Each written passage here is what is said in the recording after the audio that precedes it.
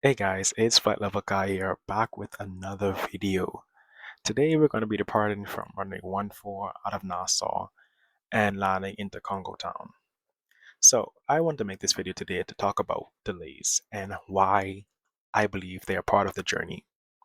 As someone who dislikes the rush of traveling and going to the airport 3 hours ahead just to be delayed for another 3 hours for departure, I relate to passengers' frustration when they're upset after a delay of an hour or more, or even 30 minutes.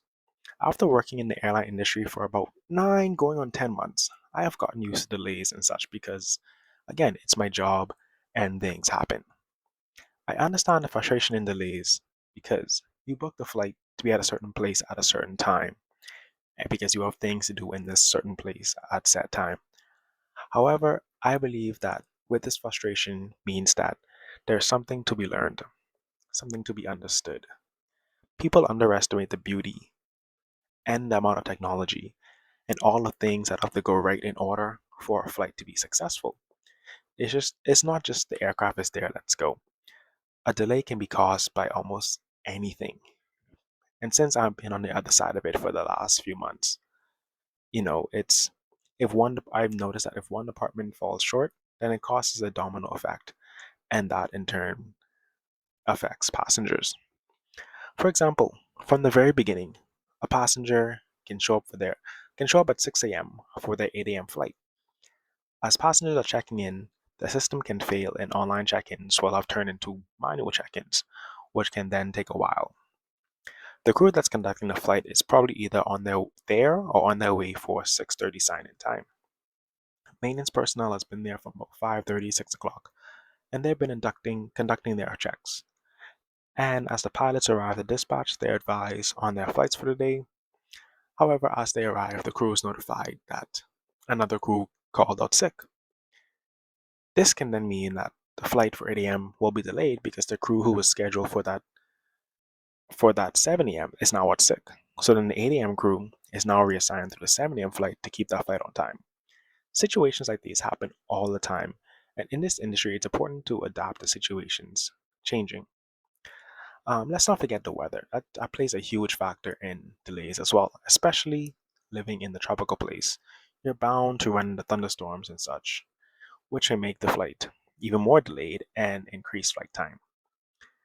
For a flight to be fully on time, it is key that maintenance job is done and that airplanes are working because at the end of the day, they're just machines, and no matter how new or old they are bound to have an issue that grounds the airplane. Dispatch is to make sure that the flight crew has to have their designated rest time and have to show up on time for their flight. Pilots and flight attendants are only human, just like any other jobs. People have days where they wake up late or other circumstances may make them late. And unfortunately, in this industry, if crew is late to the flight, it inconveniences tens and maybe hundreds of passengers. I say this to say that people get furious and forget that you're flying a giant metal tube at thousands of feet up in the air. Don't take it for granted. Learn to live in that moment and try not to be so upset. Your flight being delayed is not because we enjoy doing it or we want to inconvenience passengers. We as flight crew hate delays just as much as passengers do. We try our best to make sure we're on time and that the flight leaves on time. We have a job just like everyone else, and we want to get home as well to our families. So when there's a delay, it's typically because there's so much going on in the process of a flight being conducted that anything can fail at one point and it throws off the entire flow. So we explain to the passengers, we're like, hey, the engines didn't start. We do apologize for the delay.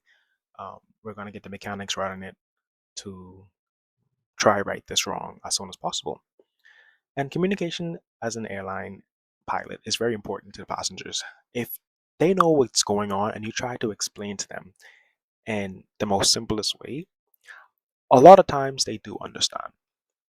You have like one or two who don't understand and they take things very lightly. But as long as you communicate, you've done your part. We've told the passengers what happened and what's the reasoning for the deplaning, and they understood. Most of them did. I say all this to say, be happy for delays. It's all a part of the journey. You may never know what the delay is saving you from. Be still and live in that moment. Everyone wants to live in the future and they forget that life is a journey and you should try to enjoy it in the present. If you're delayed, maybe use that time, call or text a friend or family member that you've been wanting to catch up with for the past few months. Call your mom or dad who you haven't heard from in the past few days, months even, or maybe years. Grab a nice coffee or tea and think about that idea you have been having for the past couple of years and maybe see how you can put forth that idea.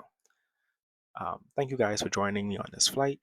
We're heading to Congo Town, landing into runway 10 at Congo Town. Congo Town is actually a very interesting airport. It's in Andros. So we land in San Andres and Congo Town. And landing in Congo Town, it's quite interesting. I think the airfield is like 5,280 feet, somewhere along that. It's about 5,000.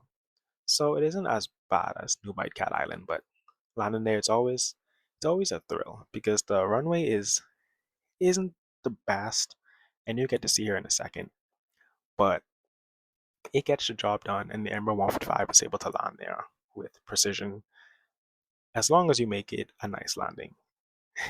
Thank you guys for joining me. Please like and subscribe, comment. Let me know if you have any other video ideas that you want me to put out, and I'll see to them. Thank you.